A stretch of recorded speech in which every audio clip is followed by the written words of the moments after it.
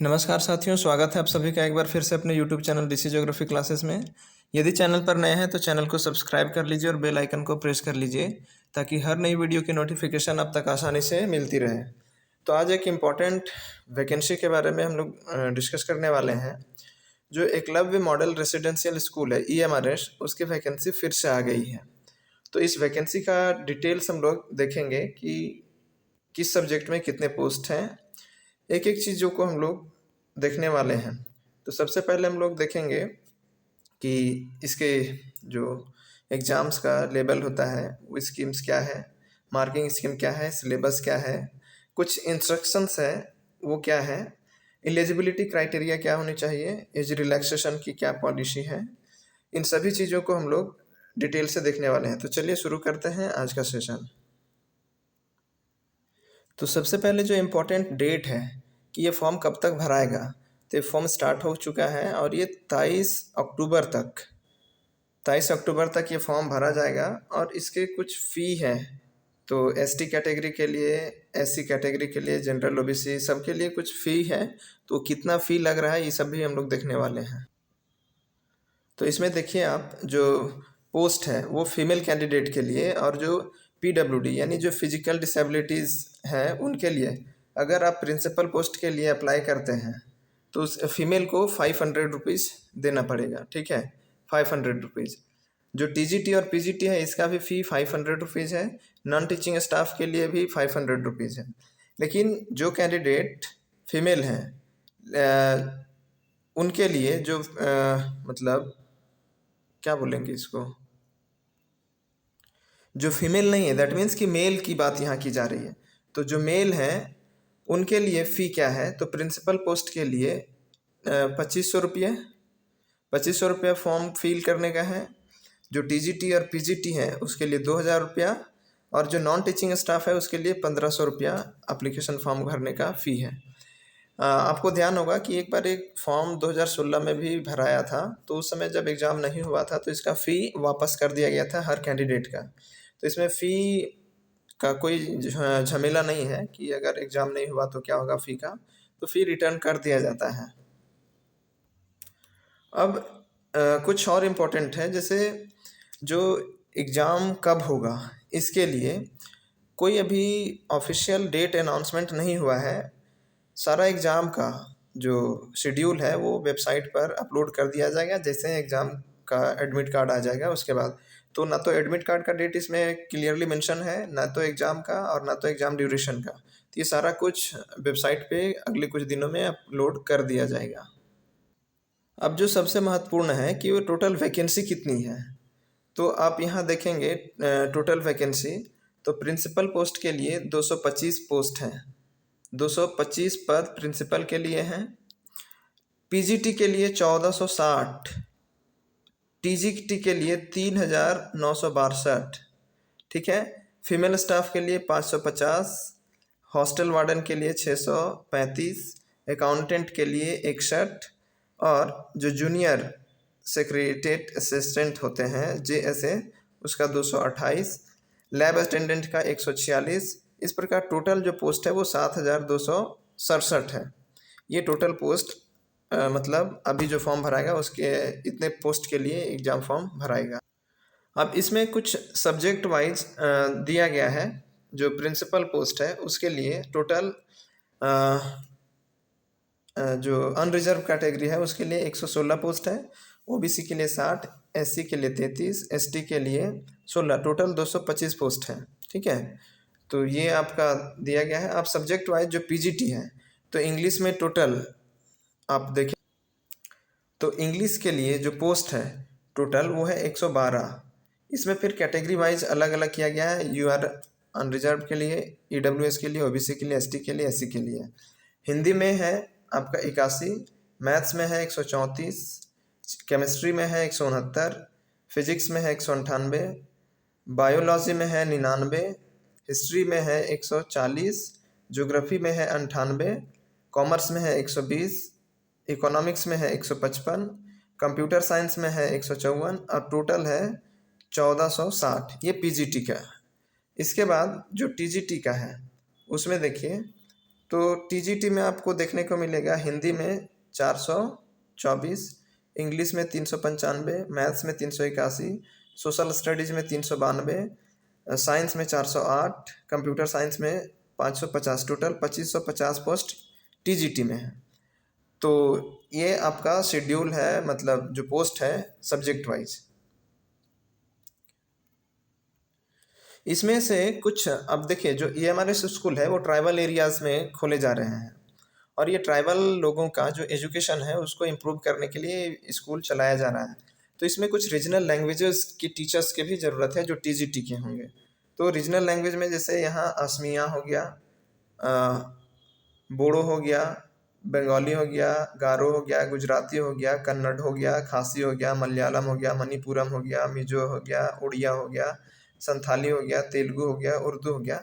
इन regional languages के teacher की भी रिक्वायरमेंट है और उसका वैकेंसी बहुत कम है। लेकिन देखिए, आप असमिया में देखेंगे तो 8 वैकेंसी है, बोडो के लिए 2, बंगाली के लिए 8, गारो के लिए 1, गुजराती के लिए 2, कन्नड़ के लिए 6, खासी के लिए 3, मलयालम के लिए 2, मणिपुरी के लिए 11, मिजो के लिए 6, उड़िया के लिए 57, संथाली के लिए 71, तेलुगु के लिए 44 और उर्दू के लिए 2। टोटल 227 पद रीजनल लैंग्वेजेस के टीचर्स के लिए हैं।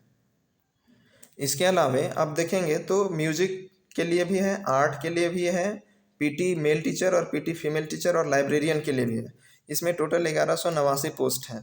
म्यूजिक में 314 पोस्ट है और आर्ट में 279 है, पीटी मेल के लिए 173 और फीमेल के लिए 299 पोस्ट, लाइब्रेरियन के लिए 124 पोस्ट है। ठीक है, तो आप ये सब्जेक्ट वाइज कैटेगरी वाइज अपना पोस्ट देख सकते हैं। इसके अलावा आप देखेंगे तो नॉन टीचिंग स्टाफ में हॉस्टल वार्डन मेल के लिए, फीमेल के लिए सारा पोस्ट आया है। हॉस्टल वार्डन में 346 male, 289 female. Female staff nurse के लिए 550 है, अकाउंटेंट के लिए 61 है और जेएसए के लिए 228 पोस्ट है, लैब अटेंडेंट के लिए 146। 1620 टोटल नॉन टीचिंग स्टाफ का पोस्ट है। काफ़ी बड़ी संख्या होती है 1600। और अलग अलग पोस्ट का क्या पे लेवल होगा, पे स्केल क्या होगा, वो पे स्केल भी इसमें दिया हुआ है। प्रिंसिपल के लिए क्या पे लेवल है, पोस्ट ग्रेजुएट पीजीटी के लिए क्या है, टीजीटी के लिए क्या है, लाइब्रेरियन के लिए क्या है, म्यूज़िक आर्ट फिजिकल एजुकेशन के टीचर्स के लिए, फीमेल नर्स स्टाफ के लिए, हॉस्टल वार्डन के लिए, अकाउंटेंट के लिए, लैब अटेंडेंट के लिए, सभी का यहाँ दिया हुआ है। अब मोड ऑफ एग्जामिनेशन, तो सबसे इम्पॉर्टेंट ये है मोड ऑफ एग्जामिनेशन कि एग्ज़ाम कैसे होगा। हाँ, इस बार थोड़ा सा बदलाव किया गया है मोड ऑफ एग्जामिनेशन में। इसमें क्या है कि जो अब इसमें 2 टायर में एग्ज़ाम होगा, यानी एक जैसे पीटी और एक मेंस होता था उस तरह का होगा। तो जो पीटी एग्ज़ाम होगा वो एमसीक्यू बेस्ड होगा, OMR based pen paper test. जो टायर 2 होगा ये जो होगा इसमें डिस्क्रिप्टिव क्वेश्चंस होंगे, लिखने वाले क्वेश्चंस होंगे और एमसीक्यू दोनों क्वेश्चंस होंगे और ये भी पेन पेपर टेस्ट होगा। ठीक है, अगर आप टीआरई मतलब टायर 2 पास क्वालिफाई कर जाते हैं तब जो प्रिंसिपल पोस्ट है इसके लिए आपको एक इंटरव्यू देना पड़ेगा। ये प्रिंसिपल के लिए है। ओके,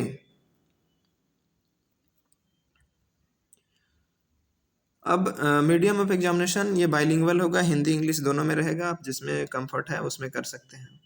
अब प्रिंसिपल के लिए जो एग्ज़ाम पैटर्न है वो देखिए क्या रहने वाला है। तो प्रिंसिपल के लिए रीजनिंग एबिलिटी रहेगा, जनरल अवेयरनेस रहेगा, एकेडमिक्स और रेसिडेंशियल एस्पेक्ट्स में कुछ मार्क्स होंगे। एडमिनिस्ट्रेशन और फिनांस इससे रिलेटेड लैंग्वेज कॉम्पिटेंसी बेस्ड, जिसमें इंग्लिश और हिंदी का टेस्ट होगा। टोटल 100 क्वेश्चंस 100 मार्क्स, ये प्रिंसिपल पोस्ट के लिए है। इसके बाद हम लोग देखेंगे टायर 2 के लिए, वो 1 था, ये टायर 2। इसमें 24 नंबर ऑफ क्वेश्चंस जो होंगे वो 40 है, 40 है। 40 क्वेश्चन होगा आपका टायर 2 में। ये डिस्क्रिप्टिव मोड में होगा, सॉरी ऑब्जेक्टिव मोड में होगा 40 क्वेश्चन। 15 क्वेश्चन आपका ऑब्जेक्टिव होगा। टोटल 40 मार्क्स और डिस्क्रिप्टिव का 60 मार्क्स, यानी टोटल 55 क्वेश्चन और जो मार्क्स होगा वो 100 मार्क्स, यानी मेंस जो होगा वो टोटल 100 मार्क्स का होगा। ठीक है, 3 घंटे का एग्ज़ाम होगा। टायर 3 ये केवल प्रिंसिपल के लिए है, जिसमें जो जो इंटरव्यू होगा, ठीक है।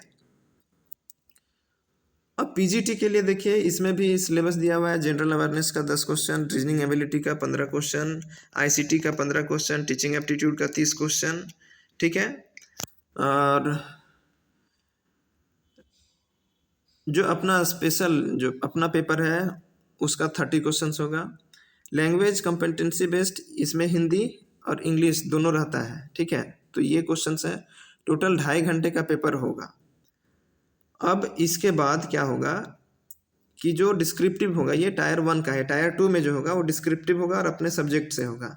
तो ऑब्जेक्टिव क्वेश्चंस 40 होगा, इसमें भी 15 इसमें भी ऑब्जेक्टिव होगा, 15 डिस्क्रिप्टिव और 40 ऑब्जेक्टिव।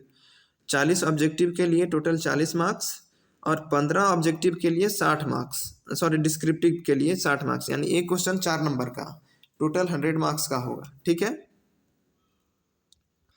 अब यहाँ ध्यान देना एक बात है कि जो पेपर 1 और पेपर 2 होगा, तो पेपर 1 क्वालिफाइंग है और आपका जो मेरिट बनेगा यहाँ स्पष्ट लिख दिया है, ठीक है, कि merit list for the post of PGT will be prepare on the basis of performance in the tyre 2 examination. यानी जो डिस्क्रिप्टिव और ऑब्जेक्टिव क्वेश्चन में आप जो परफॉर्मेंस करते हैं उसके बेस्ड पे आपका जो मेरिट लिस्ट है वो बनेगा। टायर 1 के जो एग्ज़ाम है पेपर 1 उसके बेस पे नहीं। अब टीजीटी में भी देख लीजिए, वही सिलेबस सेम है। General awareness, reasoning ability, ICT, teaching aptitude, इसमें भी वही है 30 100 क्वेश्चन 100 मार्क्स। इसमें टायर 2 नहीं है, इसमें भी टायर 2 है। मतलब पिछले बार जो हुआ था वो एक ही लेवल का एग्जाम में हो गया था, इसमें टायर 2 है और इसमें डिस्क्रिप्टिव है। तो डिस्क्रिप्टिव मतलब आपको भी लिखना पड़ेगा, और सेम प्रिंसिपल के पोस्ट में भी, पीजीटी के भी पोस्ट में और टीजीटी में, सभी में 40 ऑब्जेक्टिव 15 डिस्क्रिप्टिव, और टोटल जो मार्क्स है वो 40 ऑब्जेक्टिव के लिए 40 मार्क्स और 15 डिस्क्रिप्टिव के लिए 60 मार्क्स। यानी पैटर्न एग्जाम लगभग तीनों का एक ही है, ठीक है।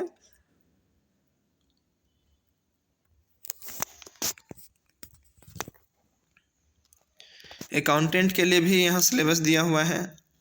इसके बाद इसमें भी टायर 1 टायर 2 होगा। फीमेल स्टाफ नर्स के लिए भी सिलेबस दिया हुआ है। इसके अलावे इसमें भी टायर 1 टायर 2 होगा। जूनियर सेक्रेटरीट असिस्टेंट का सिलेबस भी है। इसमें भी टायर 1 टायर 2 और पर्सनल कंप्यूटर, इसमें भी टायर 3 है, टाइपिंग टेस्ट होगा कंप्यूटर वाले टीचर्स का, टायर 1 टायर 2 और टायर 3 में। फिर लैब अटेंडेंट के लिए टायर 1 टायर 2 इसमें भी है, सेम जैसे प्रिंसिपल पोस्ट टीजीटी पीजीटी का था। Marking scheme 1 mark shall be allotted for every correct answer और 1/3 है नेगेटिव। तो ये इम्पॉर्टेंट है, एमसीक्यू बेस्ड होगा। मतलब जो नेगेटिव मार्क्स है वो इसमें थोड़ा सा डेंजरस हो जाता है कि आप सोच समझकर कोई भी आंसर को मार्क करेंगे। अब क्वालिफिकेशन जो है वो पीजीटी के लिए, ठीक है। इसमें जो एज रिलैक्सेशन है वो 40 ईयर्स तक है, उसके ज़्यादा नहीं जा सकते हैं।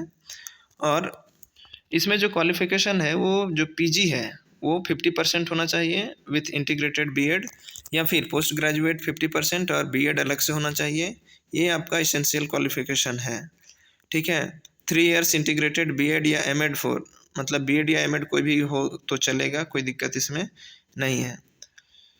अब इसमें जो सब्जेक्ट है पीजीटी इंग्लिश हिंदी, तो मास्टर डिग्री किस में होना चाहिए, तो पीजीटी का पीजीटी इंग्लिश के लिए इंग्लिश में ही, मतलब सब्जेक्ट कंसर्न जिसमें आप भर रहे हैं उसी सब्जेक्ट से आपका पोस्ट ग्रेजुएशन होना चाहिए, ठीक है।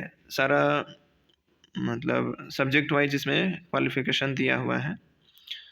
पीजीटी में जो कंप्यूटर साइंस का है उसका एमएससी होना चाहिए कंप्यूटर साइंस से। कुछ इसेंशियल क्वालिफिकेशन है, इसको आप देख लेंगे अपने सब्जेक्ट के अकॉर्डिंग। ये जो पीडीएफ है टेलीग्राम चैनल के लिंक में डाल दिया गया है, आप वहाँ से भी पीडीएफ को डाउनलोड करके आप देख सकते हैं, या वीडियो के डिस्क्रिप्शन बॉक्स में भी आप देख सकते हैं, वहाँ भी पीडीएफ डाल दिया जाएगा।